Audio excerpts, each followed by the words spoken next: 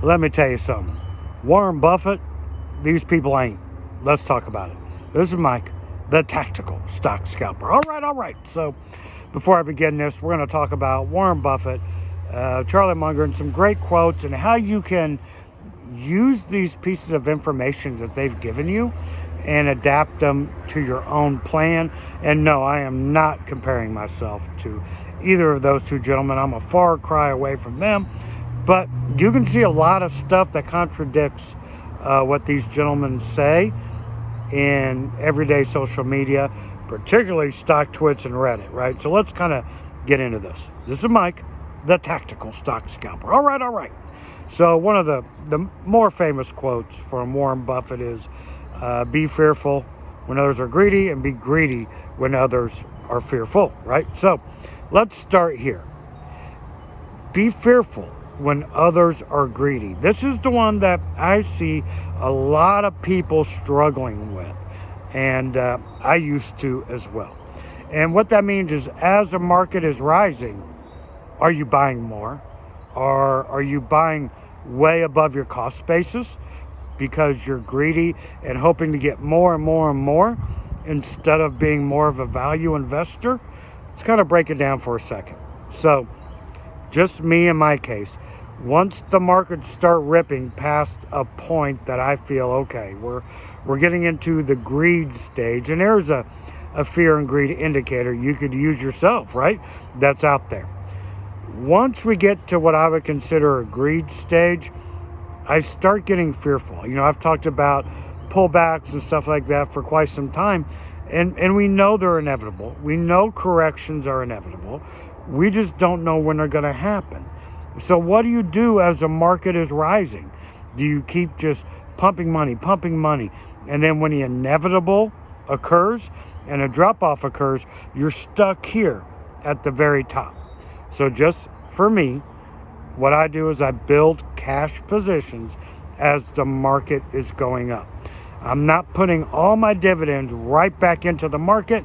I'm pulling out a small percentage and building a cash position, waiting on the inevitable. And I get a hard time from people here and there about it because they say I'm losing opportunity costs. Guys, I've been in this game a long time, and I don't believe that at all, because my opportunity comes when situations are happening like right now as the markets are coming down, right? So I build cash positions as the markets are going up. I even sell off positions when they get too high, right? When I'm making money off of them and I'm making money from my dividends, I'll sell it off and buy something at a lower price, right? Because I know inevitably what's going to happen, because it's happened to me more times than I can count. So be fearful when others are greedy. That's really, really important. Now, the first part of this quote, okay, be greedy when others are fearful. What does that mean? As the market starts to drop, what do you see in some of these sites? Oh my gosh, we're in a crash. Oh my gosh, my account's bleeding. You should be smiling, right? This is a time for an investor. This is a time you're looking for, right? To build positions, to add more to your position. So as the markets are going down, this is a great time and a great opportunity for you. What Warren and Charlie are talking about here is what? Buy the dip is what they're telling you, and to bet on America, right? Because as inevitably as the markets come down, the opposite is also true. Inevitably, they will go back up, right? So don't be fearful. Buy the dip, accumulate, and then your future self will be so happy that you did it and you weren't scared to buy the dip. Okay? Next, I like this one. Widespread fear is your friend. And that reason why I'm putting that right with this last quote of being greedy when others are fearful. Widespread fear is your friend, right?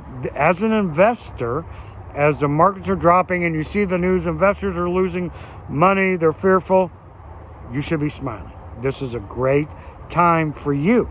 And if you built cash positions as the markets were going up and sold off positions that were really high and took profits, now you can redeploy that cash, right? And build it up. Okay. I get a lot of people talking to me, and you can see in my comments from time to time, Mike, why don't you invest in Clip? Why don't you invest in crypto? Never invest in what you don't understand. And I take that to heart. Guys, I know nothing about the Chinese internet. There's no way I'm investing in Clip. I don't know anything about it. Why would I invest in something that I have no idea what it's about? And the same for me holds true with crypto. Nothing wrong with crypto, nothing wrong with Clip. I just don't understand them. So I'm not going to invest in those products that I don't understand. Why? Because my emotions will get caught up in it if it starts dropping or something, because I don't know anything about it. I don't know how it moves. And frankly, I don't want to learn. I have enough on my plate with regular investing to try and use my energy and brain power, and the limited brain power I have, my friends, to get into things I don't understand. I'm happy where I'm at, knowing what I know, and just focusing on that. I found this really fascinating, and I don't know this next quote, how it affects you in your positions that are dropping. But check this quote out. I really like this one. If you find yourself in a leaking boat, changing the vessel is usually more productive than patching holes in the leaking boat. And here's another quote, just off the same type of topic. If you're in a hole, quit digging, right? So if you're in a down position and you don't see like a lot of hope for recovery, and you see this thing that looks like it's going to continue to plummet, sometimes changing the vessel is better for you as an investor, instead of always patching holes in it, always digging deeper, always putting money into a sinking ship.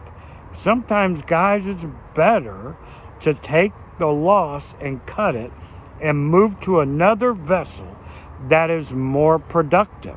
Something, I don't know, that doesn't have like a 2-year downtrend or whatever, you know? I think that's a really important quote. But again, that's hard to do. Really hard to do. Particularly if you have a lot of money invested in something and it keeps plummeting. You're just going to stay in that sinking ship hoping one day it will recover. Maybe it will, maybe it won't, right? But there's definitely something to think about.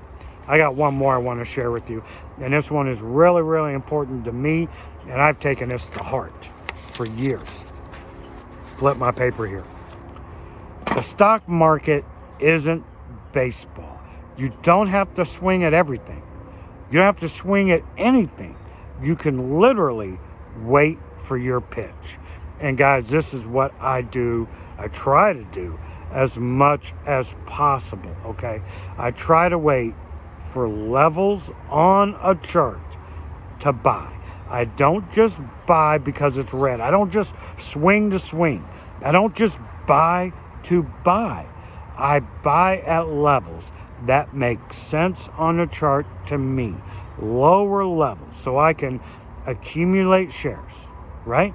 For the eventual rise back up in the markets. And this is why I generally favor market type ETFs versus individual stocks, because we always know the market will always go back up after a given time, just like it will always go down during times. That's just the market. So if you can control your emotions, follow some of these quotes as best as you can from two of the best investing minds in our lifetime, I think you're going to do great.